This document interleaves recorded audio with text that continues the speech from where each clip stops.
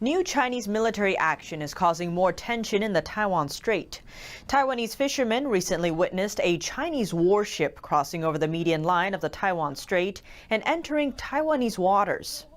Taiwan's defense spokesperson says the island is closely monitoring the situation, adding that whether Beijing intrudes at sea or by air, Taiwan is ready to take appropriate actions.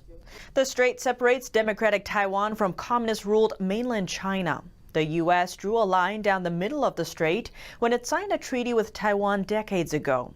The line marks a buffer zone between Taiwan and mainland China, though Beijing doesn't recognize it.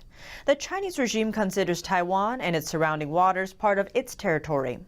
The warship incident is the first time this year that a Chinese warship has crossed the median line. But Chinese bombers and fighters have repeatedly entered the same area by air in the past few months. At the same time, Taiwan has been taking steps to protect itself. The newspaper Taiwan News says the White House is preparing its first arms sale to Taiwan since Biden's inauguration. By law, the U.S. maintains a commitment to selling arms to Taiwan. That's so the island can defend itself in case of war with Beijing.